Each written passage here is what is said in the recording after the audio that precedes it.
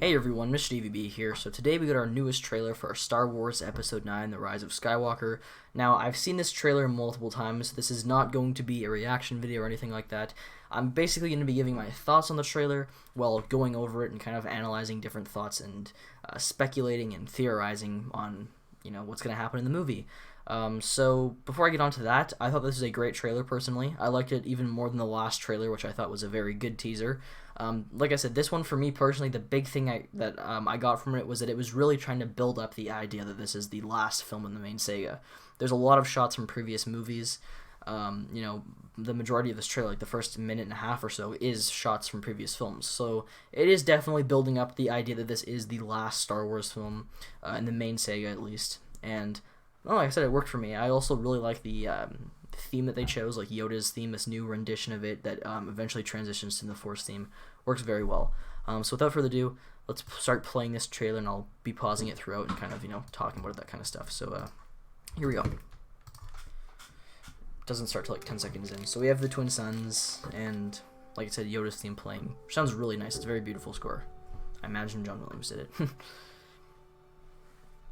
So New Hope, bunch of stuff. This obviously doesn't really tie into, like, have any real importance towards the rest of the trailer, but so I'm just gonna I'll play it because I like the music. So Chewbacca, Empire, Yoda, and then right now it transitions into the Force theme. We've passed on all we know. That line has been in the previous trailers. 1,000 generations live in you now. Revenge of the Sith. This trailer does get me really excited for the movie, despite The Last Jedi, which I'll talk about later. And then there's like barely any Last Jedi footage in this. I found that kind of funny. Alright, and then here we enter the new stuff. So it's Christmas. Alright, so I think in this shot the characters have just arrived on Panassa. Oopsies.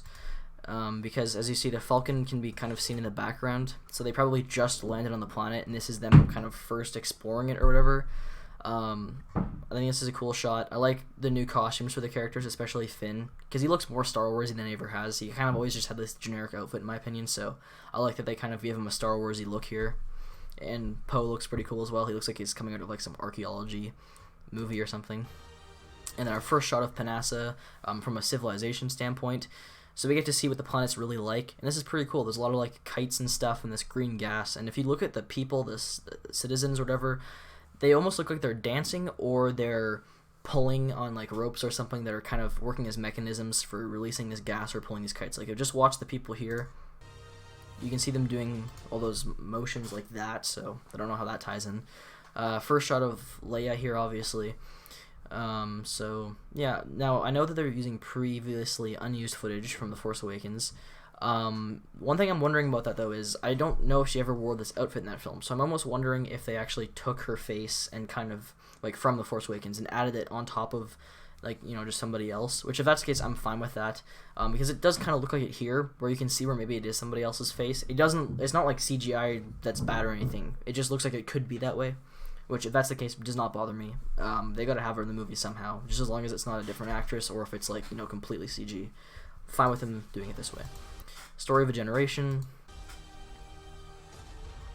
Okay, we see the whole Resistance fleet. At least I think it's the whole Resistance fleet because Rian Johnson killed off everyone. But yeah, so there's a few X-wing fighters. There's a rebel blockade runner, or Resistance blockade runner, I guess. I believe that's the same vehicle that Leia was in The Force Awakens. One of the Resistance Resistance transports, and then some B-wings and Y-wings. That is a Rebel blockade runner. I don't think the Resistance has those types. Okay, then this is probably my personal favorite shot in this trailer. I know everybody's talking about the Rey one, but this is my big thing, is seeing hundreds and hundreds of Imperial Star Destroyers. And they are Imperials Star Destroyers. It's pretty crazy. So I'll theorize about that. Basically, there was this leak about a month ago that when I heard it, I was like, that's cool. It's probably not going to happen. It's probably not true. But this trailer honestly makes me think that it could be a very big possibility. The leak was basically saying that the Sith troopers in episode 9 are not just some new group that's kind of like, not just like this new reinforcements that's kind of there for selling toys, like, the First Order executioners or anything. That they're actually like important towards the plot. They're kind of one of the main plot points, which I hope is true. I hope they're significant because they look cool. The idea, though, that this person said, this leak or whatever, was that they were all stationed in old Imperial Star Destroyers somewhere in the unknown regions. And then you watch this trailer, a bunch of Imperial Star Destroyers in unknown regions. At least that's what it looks like to me. So if that's the case, that's pretty cool. So that leak actually seems very plausible at this point. But yeah, there's hundreds, like I said. And if those are all filled with stormtroopers, or Sith troopers, that's pretty crazy. That's a huge army. But there's also the possibility these could be like, just empty. These could just be floating, just stationary in the unknown regions. And that'd be kind of creepy. Just like this really creepy shot where they come across all these abandoned Star Destroyers. Because they don't look to be moving. And then we see Finn next to the new character, I think it's Janna, and then some just generic Resistance pilot on the right there. Not really anything to speculate there. That's probably when they first see it. Okay, so the story of a generation comes to an end. Here we have C-3PO with red eyes. Now, some people are like, this is probably the biggest confusing shot for me personally. Next to Rey, I guess. But I don't think this means C-3PO is bad or anything, or that he's hacked or possessed. I think all this is they're probably just going through his memory, or he's in some different mode where they're kind of like looking through something, or he's looking through something and his eyes just change colors.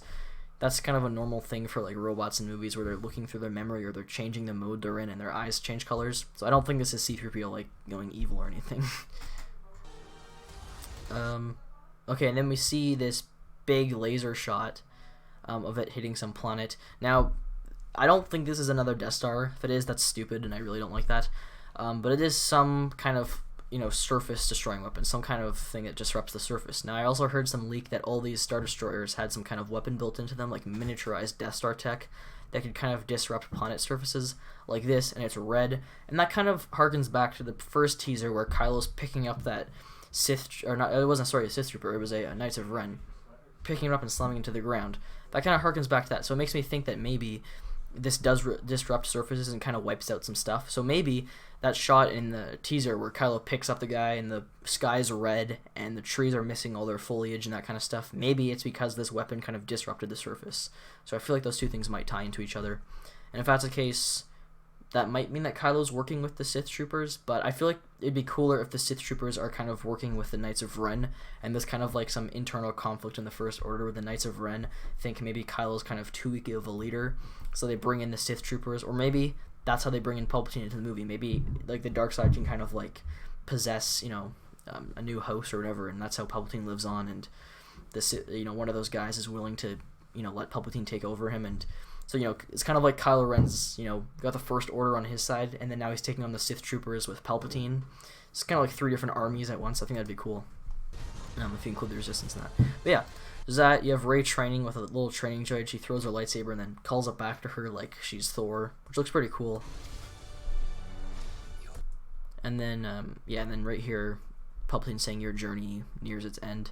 So Kylo's walking on what looks to be, I thought it was Crate at first, but that doesn't make any sense. I think it's just, you know what it could be? This could be Panassa, because I know Panassa, that it said that it kind of looked blue at night, like the sand.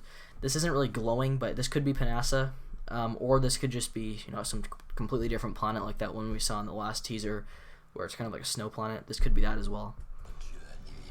Or it's the place where all those abandoned Star Destroyers were, because, this has a similar like sky with like the lightning and that kind of stuff, the storm.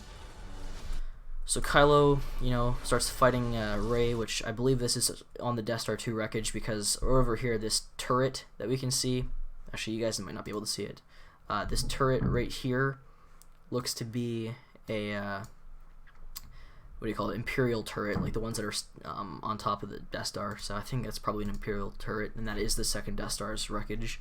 Some more wreckage in the background there. But yeah, the two of them are fighting, and they're really going at it. It looks like a cool lightsaber fight. Even though the thing is, they fought in like twice already, and she's won both times. So like, I'm not really like, oh, who's gonna win? But it does look like a cool fight. I want to see some good badass fights, and like I said, they're really going at it here.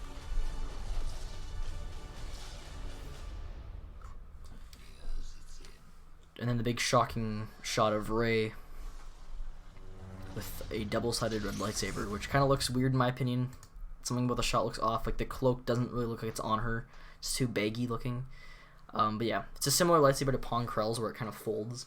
But yeah, a lot of people are speculating that this is just a Force vision. A lot of people, the majority, are saying they want this to actually be the case where she does turn evil. Now, I think there's many possibilities with this. This could be a vision. This could be kind of like when Luke fought himself as Vader in Empire Strikes Back in that cave scene. I feel like this is probably either a vision or her fighting herself, or what I would like to see happen is that this actually is her going bad and it's temporarily. Now, the way I kind of came up with an idea for this is that back when The Last Jedi came out, I had an idea for what Rey's parentage or her family could be. I was thinking she could be a Palpatine, and how they could do this is they could still have it similar to The Last Jedi where her parents technically are nobodies, but she is created by Palpatine, because we know that the dark side can create life through the Force, like how Anakin was created. So I was thinking Palpatine could have created Rey through the Force, which explains why she's so overpowered, because he created her, so she's basically just pure Force, and he's the one that created her. So she has that strong Force essence or whatever. And then her parents still technically could have been nobodies because, like I said, it's just these two random junk traders who have a kid and don't want her and sell her. So that actually kind of fixes the issues that people had with her character and explains it in a way that I think is pretty good. So if they do that, I think that would definitely fix those issues. And that could explain why she turns dark for temporarily, because she feels like, okay, Kylo, because her biggest weakness as a character is wanting to know who, she's related to. So if she finds out that she's related to Palpatine, she might turn to the dark side because of that. But then, over the film, maybe Kylo, because he doesn't trust Palpatine and he's against him, Kylo kind of decides he needs to team up with the Resistance, or at least team up with Rey to take down the bigger threat. I think that'd be cool. I think it would be cool to see 3 different sides. You have Kylo in the First Order, Palpatine in the Sith Troopers and the Knights of Ren, and then Rey in the Resistance. There's kind of 3 different sides. And like I said, Rey maybe turns to the dark side. We'll see. But yeah, a lot of different things that could happen in this movie. That's what I'm looking forward to episode 9 the most, is it's leaving me more questions than episode 8 did. Because from the episode 8 trailers, I was like, oh, those are very well done trailers. But nothing really made me think, like, okay, what's really going on here? Besides the part where Rey's like, I need someone to show my place in this, which was just stupid editing to make us think that she was going to go bad, which didn't happen. Anyways, those are my thoughts on the trailer. I'm not going to talk too much else about it. I will do a theory video in the future about all my theories for episode 9 and my ideas, because I don't want to just cram it into one video like this. I want to have a longer section to talk about it. But anyways, like I said, great trailer. I loved it. Can't wait for the movie. I think my biggest problem with Star Wars fans right now are that after The Last Jedi not being a good Star Wars film, which I agree with, they want Episode 9 to fail. They're like done with the Disney films and they just want Episode 9 to be a bad movie, which to me doesn't make sense. If it were me, if I didn't like the previous film, I'd want the next one to be an improvement. I don't understand why Star Wars fans want this movie to fail. If anything, they should want it to be successful and redeem this trilogy, but for some reason they want it to fail. And if it does fail and it is bad, they're gonna complain that it's bad. That's what doesn't make sense. They're gonna be like, oh great, another crappy Star Wars film. But you guys said you want it to be crappy. So Star Wars fans are kind of, this, I don't know, they're hard to explain. But yeah, I think it looks good. I'm looking forward to it. And yeah, I can't wait for December. I can't wait for the next trailer, because there should be another one in like October or whatever. But yeah, Rise of Skywalker, can't wait. And yeah, thank you guys for watching this, and I'll see you all next time. Oh yeah, before I go, so what I was gonna say is, Phantom Menace and Attack of the Clones, a lot of OC fans didn't like, but then Revenge of the Sith kind of redeemed the prequels. So that's what I mean. I honestly think that this could redeem this trilogy. Sorry about the loud noise. Yeah, anyways, bye.